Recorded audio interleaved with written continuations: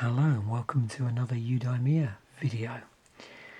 So I don't think any series I do about items that have helped with my flourishing would be complete without a reference to Tolkien, specifically this book, The Hobbit. So what's the story behind this particular item of Eudemonia? So we've got to go back to, I suppose, the mid to late 70s. When I was would have been junior school, my parents thought it would be a great idea to send me to elocution lessons. And basically, at elocution lessons, you're just basically taught how to speak in certain situations. So the person that used to teach was a graduate of our RADA, and so invariably most of what we did involved us around learning poems, learning prose, having discussions about books and poetry, those sort of things. And then what would happen is, in much the same way that anybody's that's learned a musical instrument formally, there would be the opportunity to do yearly grades. So, like I said, I must have, from memory, I probably first started going around about the age of 10, I suppose, 10, 11. It was a couple of years before I decided I'd do the grades. Prior to that, we were entered into like a yearly arts and drama competition in East Grinstead. So prior to doing my gradings, I had some experience of obviously standing up in front of an audience and delivering a poem or a piece of prose. What was interesting with the grades is it was all one-to-one. So, and it wasn't like sitting a written exam. You literally go in and everything is done orally. And I started, I think, with grade 2 and went through to grade 5. So grade 5 in spoken English is what they call spoken English O-level. Sometime around grades 3 or 4, this came up as a piece. So how it would normally work is for the grades through from say 1 to 4, you'd normally have a poem to learn, a piece of prose from a book to learn, and then depending on how high the grade was, there'd be a number of different ad hoc tests. So in some of the earlier grades, I remember being given a postcard and having to explain verbally what was on the postcard. In other ones, you would be given a choice of topics to talk about, and you'd have a couple of minutes to prepare. There'd be about 10 different topics you could choose from, so you'd always find something that you might know. They were just general knowledge topics. And then you'd spend 2 minutes preparing for about a 5-minute talk. I think that's, again, I'm doing this from memory, from when I would have done this in the end of the 70s. But that's what I remember. And as you went through the grades, that that off-the-cuff assessment got harder.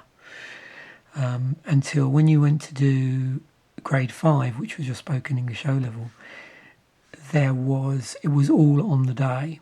So you didn't know what poem you were going to do, you didn't know what book you were going to read from, and you didn't really know what you were going to talk about. Now, all of the grades had an interesting spot at the end in that they would, the examiner would ask you questions about the pieces. Particularly where, obviously, in the grades where you'd had to learn something, you were expected to do background reading. for grade 5, they just engage in a general conversation with you because they wanted to assess, in that scenario, how, what your day-to-day language was without any prompting. With the ones where you were reflecting on your materials, obviously, they would ask you questions, but some of it would be questions about the book. And again, they were just looking to see how you responded in real life. Anyway, one of the grades, I think it was either 3 or 4, like I said, there was a piece from The Hobbit, and I did mark up here where it roughly started. So if you're familiar with The Hobbit, it's the piece where the elves approach the mountain and they're sort of demanding, I suppose, recompense for all the damage that the recently slain Smaug has done. And so I don't have it in this version, but I think that pretty much the piece we did was through maybe to the end, but without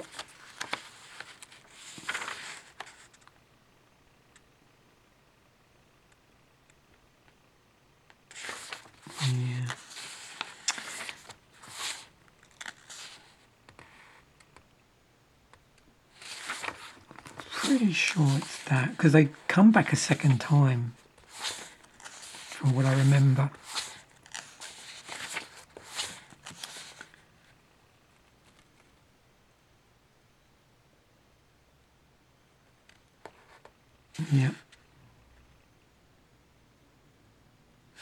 Yeah, so it was the first time they approach. I think this is the first time I've looked at this section in the book for a number of years, although I am familiar with it, obviously, from the film. But what they'd done is the piece was actually summarised. When you get whenever the person, I'll start again. Whoever the person is that is putting you through the exam, they get specific instructions on what parts that you need to learn. And sometimes you'll have a section and it'll skip over another section. It's unfortunate because the original copy I had of this, and it must have been a borrowed copy, it had it marked in pencil. This is a later copy. This copy is what I would call my family copy. So this is one I shared with my brothers when I think my youngest brother for some reason had to read The Hobbit, and I can't remember why. And you can see it's fairly well worn, this one. But I know it wasn't the original one because this was released in... where are we? Yeah, 1983. This is the 83 reprint, I believe, because it does mention it here. Oh, hang on, that's that. Yeah, 4th edition. So this must be the 4th edition, one of the 83 reprints. Now, I've got behind here the Silmarillion because this is a better place to give me some idea. This was published in 79, which is around about right, I think. And I bought this after this. So where the story is going to go with this and why this calls Flourishing is obviously I had to learn this. Now, unusually for me, I was usually terrible about doing the background reading. I didn't enjoy it because up to then I think we'd had to learn. One time I remember having to read Merchant of Venice, and another time I think I had to do Julius Caesar, and I did not enjoy researching Shakespeare. But this was fantastic. So I obviously read the whole thing cover to cover, was completely, enamoured with this book. Then we had a little local bookshop run by this really old guy, and I went down there, and systematically each week what I would do is I would buy The Lord of the Rings. So I bought the first one, Fellowship, and then once I read that, which was fairly fast, I'd go down again with I think money I'd earned through part-time work, buy the Two Towers, and then once I'd finished that one, go down and buy Return of the King. And of course none of these was a requirement for necessarily this. All they really required you to do was read the book, but I ended up reading everything, and even going as far as reading the Silmarillion. And at that point, that was probably about as far as you needed to go. I was given a copy of his biography, which I borrowed. I now have my own copy of that. And I also, after the fact, bought one of those, what would you call it, like an encyclopedia type thing, where it went through, it was like a dictionary really, but it went through and gave you some historical backstory. But that was a little while after. But the interesting thing that had happened was, and again, I don't have the original. I don't have that. I don't have the original copy of Lord of the Rings. I bought a new set a few years ago because the original ones just fell apart and had orange juice stains on them and various other things. So, yeah. But what was interesting is when I was doing English at school, I was having real problems with doing book reports. I think I'd had to read On the Beach. I'm trying to remember the name of the author, but it's the one about a post-apocalyptic Australia. And I did really bad in the book study. Anyway, I read Lord of the Rings as background reading for this exam, this oral exam, and then did a book study on like the history of the races in Lord of the Rings, and got like a A+. So from that point onwards, I decided the best thing I could do was read fantasy novels. So I then read the Silmarillion, did a book report on that, read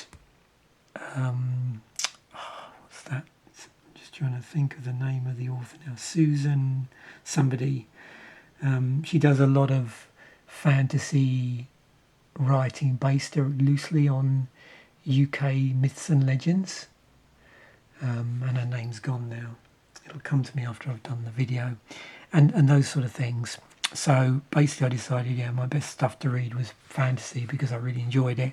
And then I could write a good book report.